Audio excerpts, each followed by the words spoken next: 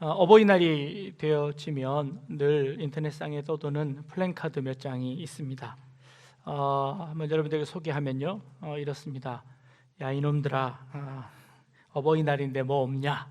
라고 시골 그 농길에 저렇게 붙여 놓으셨답니다. 또 다른 플랜카드가 있습니다. 그런데 꽃으로 퉁칠 생각은 말아라, 라는 겁니다. 이 꽃도 제대로 안 하자 이제 어머니가 화가 나셨지요. 그래서 이제 이번에 이렇게 합니다. 너 바쁠 것 같아서 어버이날 선물은 내가 알아서 샀다. 그러니 입금해라 하고 한다는 겁니다. 어버이날 받는 선물 중에서 가장 싫은 선물이 무엇입니까? 라고 부모님들에게 여쭈어 보았답니다. 그랬더니요, 1등이 책이랍니다. 눈도 안 좋은데 무슨 책 선물이냐 라는 거죠. 이제 컸다고 애비를 교육시킬 셈이냐, 이제 이런 마음이신 것 같습니다. 우리나라에 1년에 성인들이 한 권의 책도 안 읽는 사람이 거의 한 60% 된답니다. 그래서 실제로 우리나라의 문맹률이 40%입니다. 이 문맹률에게 글을 못 읽는 게 아니라 글자는 읽는데 글 내용을 이해하지 못하는 사람이 40%랍니다. 약 처방전을 주고 그 처방전대로 약을 이해하고 드실 수 있는 사람이 40%는 그렇게 못하신다는 것이지요. 책을 안 읽는다는 겁니다. 책 선물도 좋을 것 같은데 하여튼 부모님들은 책을 싫어하신답니다. 두 번째 싫어하시는 선물은 케이크랍니다. 당뇨도 있고 혈압도 있는데 이놈 막 케이크를 내가 어떻게 먹냐 라는 거죠. 세 번째 선물은 꽃다발이 불필요하시답니다. 젊을 때나 좋지 이제 꽃다발은 싫으시다는 겁니다. 그러면 제일 좋아하시는 선물이 뭘까요? 네, 그렇습니다. 네, 돈입니다. 그래서 이렇게 담아달라고 이렇게 판매하기도 한답니다. 네. 여러분들은 어떤 선물 하셨나요? 현금이 제일 뭐니 해도 머니가 최고인가요? 그 다음으로 좋은 선물 뭐라고 하셨냐면요, 부모님들이 이렇게 대답하셨습니다. 그냥 다른 거 다 필요 없다, 전화 한 통화만 해다오 라는 그런 부모님들이 계셨습니다. 그리고 손편지, 편지 한글 써서 한마디 써서 주시는 것, 그게 다른 열 선물보다 훨씬 더 좋다라고 대답하셨습니다. 여러분들은 어떤 선물 준비하셨고 또 어떤 선물 받으셨나요? 우리 장로교회에서 가장 신앙의 기본이 되어지는 교리 문답서가 있습니다. 웨스트민스터 신앙 고백서인데요, 대요리 문답, 소요리 문답이라는 그런 문답서가 있습니다. 이 문답서는요, 1643년부터 1647년까지 약 한 5년에 걸쳐서 많은 학자들, 목회자들이 함께 모여서 회의하고 토론해서 교리서를 만들었습니다. 문답식으로 되어 있는데요, 주기도문, 십계명, 사도신경들을 하나하나 소개하는 그런 책입니다. 그 중에 124문에 해당되는 문제를 보니까 십계명, 오계명에 대한 설명이 기록되어져 있는데 거기에 부모를 공경하라라는 이 질문을 뭐라고 했냐면, 도대체 부모는 누구인가? 라는 질문을 했습니다. 아니 무슨 이런 엉뚱한 질문을 했을까요? 도대체 부모가 누구인지 모른단 말입니까? 근데 그 대답이 이렇게 설명하고 있습니다. 오계명에서 부모는 단지 육신의 부모만을 이야기하는 것이 아니라 나이와 은사에 있어서의 모든 윗사람을 가리킨다. 특히 가정과 교회와 국가에서 하나님께서 우리 위에 권위자로 제정하신 사람들을 의미한다라고 이 부모의 의미를 굉장히 확장시켜 놓는 것을 볼 수 있습니다.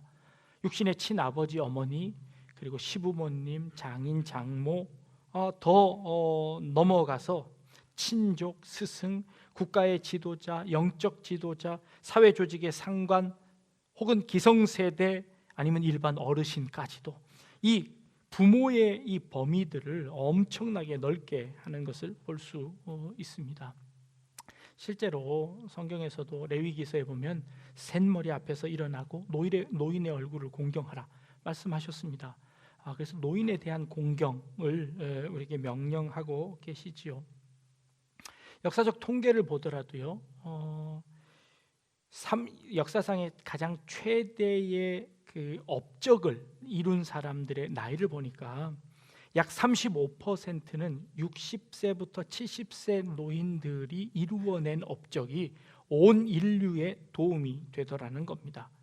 온 인류에 도움되는 것 중에서 23%는 70에서 80세 되는 사람들이 이루어 놓은 것이고요, 6%는 80대 이상이 이루어 놓은 것이 온 인류에게 영향을 미치고 있다는 것이지요. 그러니 이걸 다 더하면 64% 정도는 60세 이상 되시는 분들이 이루어 놓은 것들을 나머지 인류들이 혜택을 보고 살아가고 있다는 것이지요. 그러니 그런 어른들을 공경하는 것, 어쩌면 자연적인 자연스러운 일이다라고 여겨지기도 합니다. 우리나라만 해도 그렇습니다. 지금 60, 70세가 넘어가신 분들은 참 우리나라가 참 어려울 때 그 어려운 고비들을 온몸으로 겪고 이겨내셔서 그분들의 도움으로 지금 이 나라가 이렇게 잘 살게 된 것 아닙니까? 그러니 연세가 드신 것만으로도 충분히 칭찬받고 또 감사를 받을 만한 분이다라고 이야기하는 것이지요. 그래서 그 어른들을 공경하라라는 겁니다. 그러니 내 부모만 아니라 연세가 드신 모든 분들, 혹은 내 위에 있는 상사들까지도, 선생님까지도 공경하라라는 말씀으로 이 말씀을, 5계명을 확장시키고 있는 모습을 봅니다. 그런데 한편으로는 현대에 와서 그 말씀이 정말 적용이 가능한가라는 겁니다. 부모님을 하나님처럼 공경하는 거, 우리 당연히 해야 할 이치입니다. 공경하다라는 이 단어가 제가 10계명을 강의하면서 말씀드렸습니다. 무겁게 여기다라는 그런 뜻입니다. 근데 이 동사는 늘 주어를 하나님 주어를 삼습니다. 하나님에게 공경하라라는 말씀을 쓰는데, 이 동사가 하나님 이외에 쓰는 동사는 부모에게만 쓰여집니다. 그러니 이 부모님과 하나님을 동급으로 여긴다는 것이지요. 그러면 하나님을 섬기듯이 부모를 섬기고, 하나님을 섬기듯이 이웃들을, 어른들을 섬기고, 하나님을 섬기듯이 연세 많으신 분들 섬기라는 겁니다. 그리고 정치적인 지도자들을 그렇게 섬기라는 것으로 이 의미를 확장한다면 과연 현 시대에 맞게 그 말씀을 적용할 수 있겠냐는 그런 질문이 드는 겁니다. 여러분 한번 생각해 보십시오. 노무현 대통령 이후에 대통령을 각하라고 부르지 않습니다. 대통령님이라고 부르고요, 심지어 그냥 이름을 막 부르기도 합니다. 대통령을 존경하는 사람들이 그렇게 많이 없습니다. 혹시 국회의원을 존경하시는 분이 계신가요? 우리 선거를 마쳤지만 국회의원을 존경하는 사람은 그것보다 훨씬 더 떨어질 겁니다. 요즘 선생님들은 존경을 받을까요?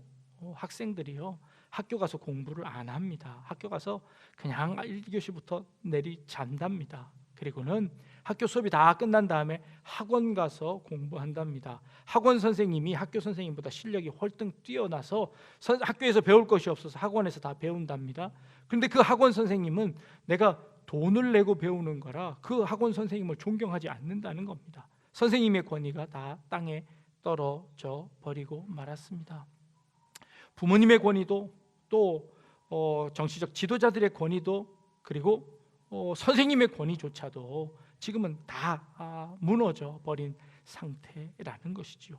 그런데 이 구약의 계명처럼 내 부모를 공경하라는 이 부모가 그렇게 폭넓게 본다면 그 말씀을 어떻게 지켜낼 수 있을까요?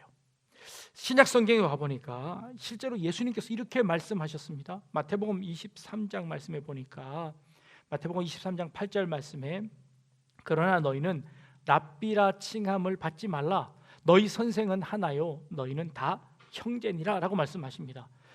랍비가 되지 말랍니다. 선생 되지 말랍니다. 선생 별것 아니라는 것이죠. 다 형제라는 겁니다. 그런데 그 다음 말씀에, 9절 말씀에 보니까 땅에 있는 자를 아버지라 하지 마라. 너희 아버지는 한 분이시니 곧 하늘에 계신 자니라. 아버지의 권위마저도 예수님께서 부정하고 계십니다. 그 다음 절 10절 말씀해 보니까요, 또한 지도자라 칭함을 받지 말아라. 너희의 지도자는 한 분이시니 곧 그리스도시니라 라고 말씀하십니다. 예수님께서 선생님의 권위도, 아버지의 권위도, 지도자의 권위도 모두 다 무시하면서 모두 다 평등하다, 모두 다 하나님의 자녀이고 모든 권세는 하나님에게 있고 모든 권위들은 다 무너졌고 다 평등한 것이다 라고 말씀하시는 겁니다. 오히려 현대보다 더 파격적인 제안을 예수님께서 하고 있는 모습을 보는 겁니다. 문제가 생겼습니다.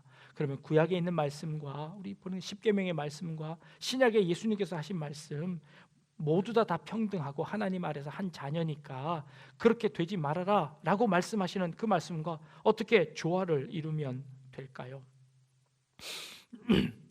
5계명과 예수님이 하신 말씀들을 어떻게 하면 같이 이해할 수 있을까요? 하나는 틀린 게 아니라 하나님의 말씀이라면 둘 다 맞을 터인데 어떻게 이해하면 좋을까요? 절대적인 의미에서 하나님만이 우리의 아버지이시고 하나님만이 인간에게 절대적 권위를 가지신 분이심을 우리는 부인할 수 없을 것입니다. 그러나 그 하나님이 자신의 권위를 인간에게 위임하십니다. 하나님께서 하나님의 권위를 인간에게 맡겨주시는 겁니다.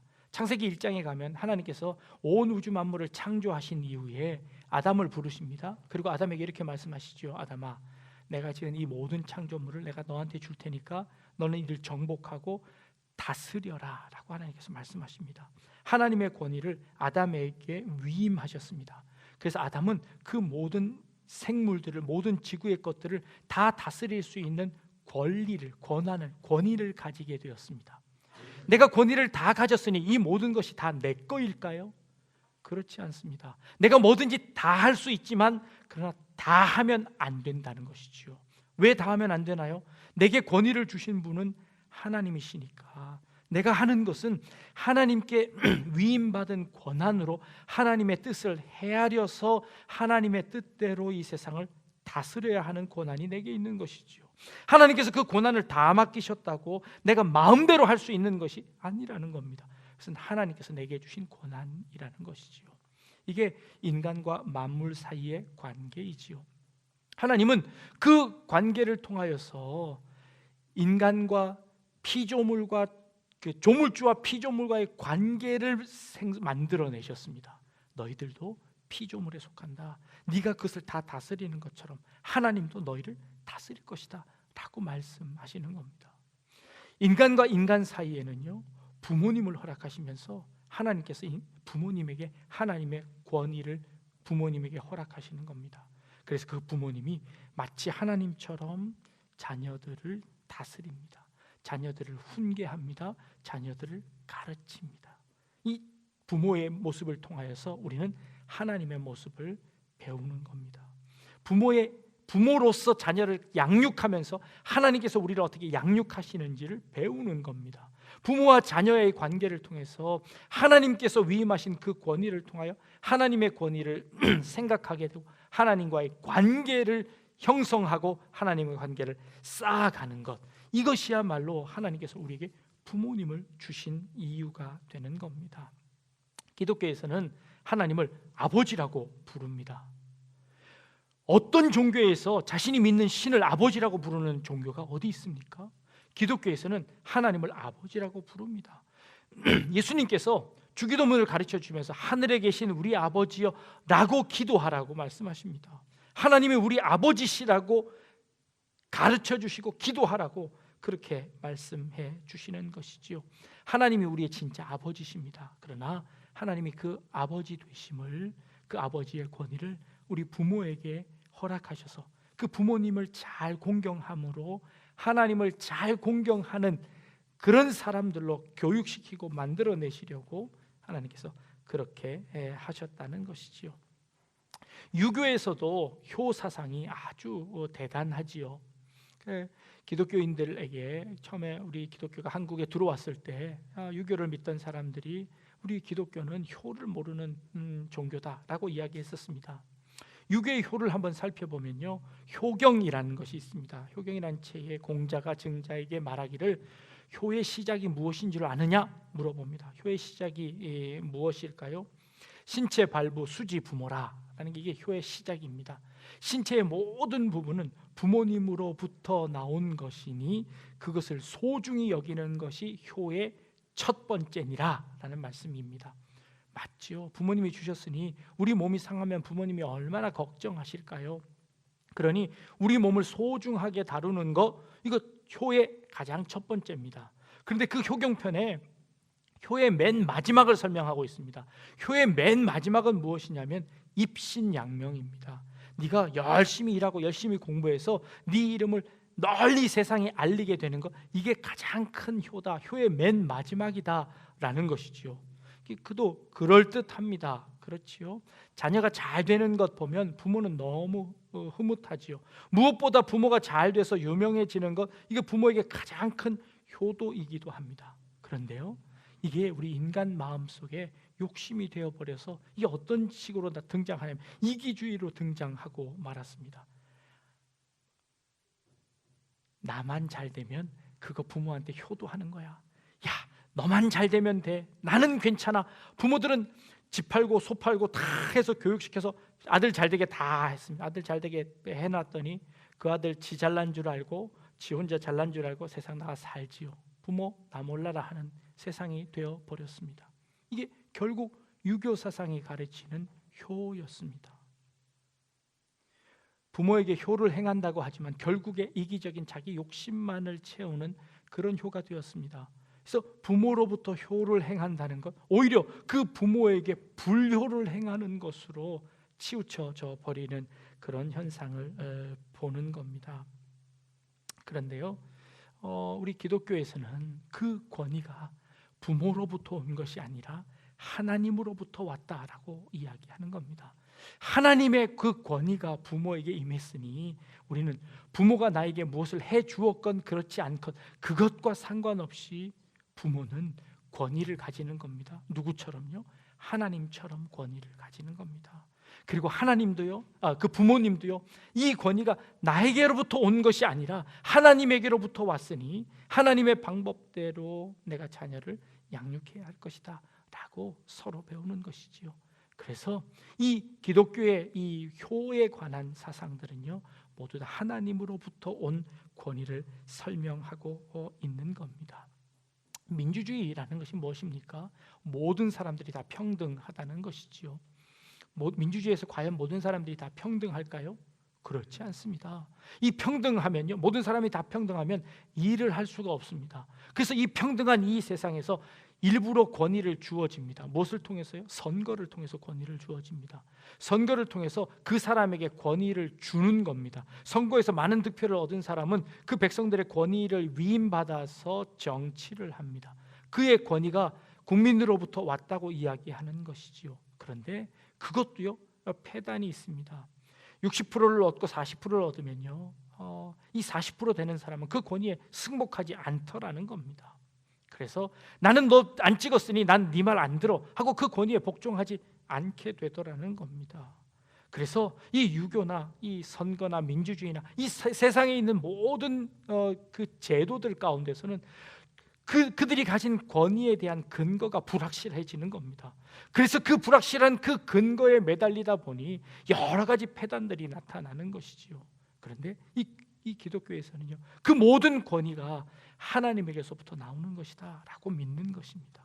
그래서 국가의 지도자들의 권위도 하나님으로부터 나옵니다. 부모님의 권위들도 하나님으로부터 나오는 겁니다. 그러니 인간의 조건에 따라서 순종하는 것이 아니라, 공경하는 것이 아니라 하나님의 말씀에 의해서 부모를 공경해야 한다라고 말씀하시는 것이지요.